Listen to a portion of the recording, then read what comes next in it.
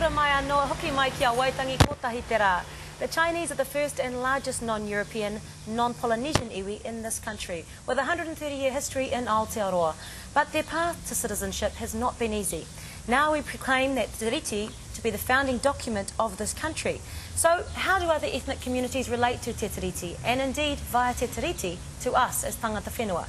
Joining us now is Professor Man Ying Ip and Stephen Young of the Chinese Association of New Zealand. Kia ora kōrua, ni hao. Kia ora, ni hao. What is the general feeling amongst Chinese communities with regard to the treaty? This is a very complex question, really. And I did some research in this new book of mine, which I take to show you, called The Dragon in the Tanaba. Inside we did the research, and I can share with the audience that actually the Chinese had translated the treaty into Chinese and distributed it to every Chinese household way back in 1993. It is a community effort. Right? So to the Chinese, the treaty is very important. We need to know about it.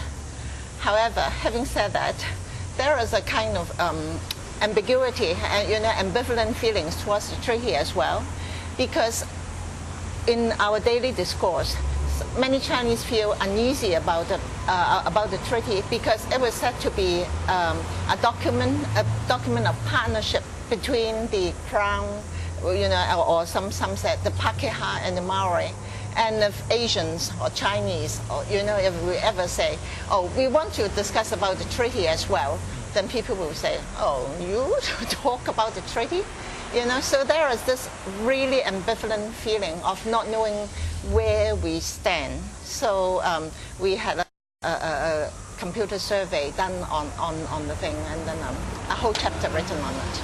Right. Would you agree with that, Stephen? Yes, I think that the treaty is well accepted, particularly by the younger people who have been exposed to the treaty and the developments in the last 20 years or so. Of course, among the older generation, it's not that well understood, but it affects them much less because they're working in a much smaller sort of environment.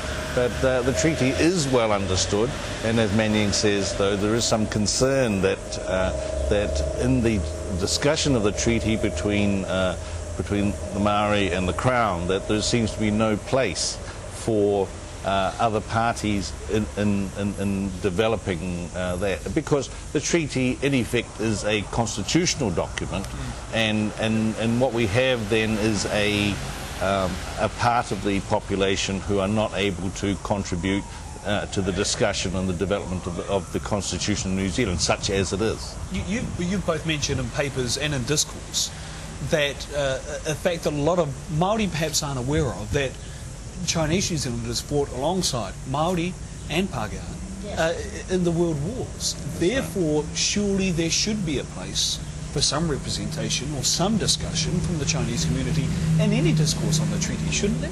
Well, I have written a paper called "It is Our Treaty Too."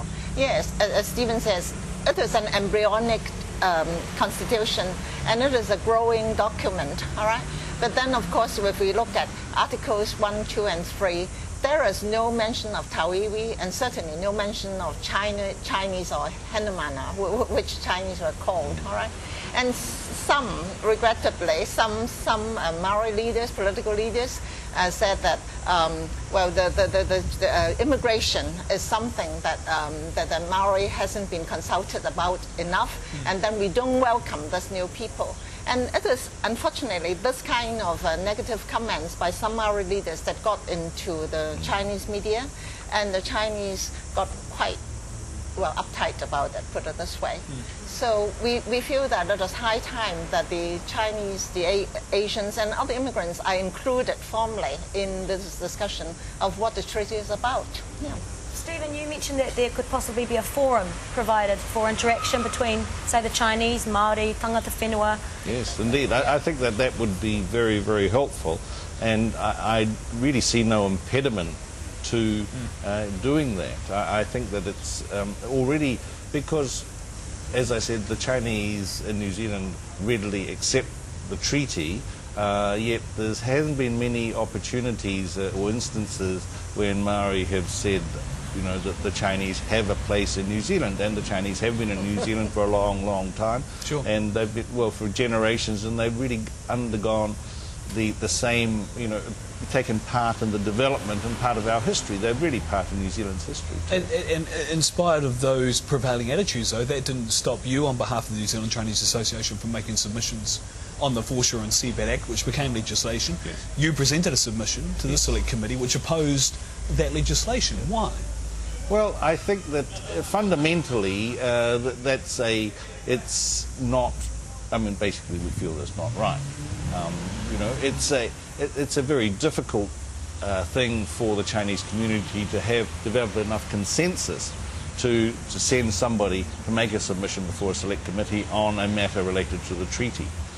It's a, you know, we have our own internal politics, you know, arriving at a consensus. It's quite difficult when somebody asserts, an organisation asserts some sort of leadership in the community. We have to get everybody on the same page. It's quite difficult, and I think that it's achievement that we've been able to do it at all. Yes, just to send the letter. Yeah. Can I just ask, and this is a bit beyond the bounds of the original conversation we were going to have, but I'm curious, and you've talked about the feeling that you haven't been included in a lot of discourse about the treaty. And I'm wondering, because a lot of Māori probably see us as being an all-embracing culture here. You both would probably say that's not the case, though. No, it isn't the case. In fact, in the research of my books, all right, on the Maori Chinese encounters, I have asked focus groups. Fortunately, just one very final question, though. For you both, I suspect I know the answer. Where is home? Well, home is New Zealand. Stephen? It's very much New Zealand. There is no other home for us. Very good. Stephen Young, Professor Mangy, we thank you both very much for your time. Tēnā kōrua. And thank you for coming onto the program today. Thank you. Kia ora mai. Thank you. Well, there we go. When we come back on Waitangi Day Ko Tahi Tara, we go back to Waitangi itself. Nō reira, kia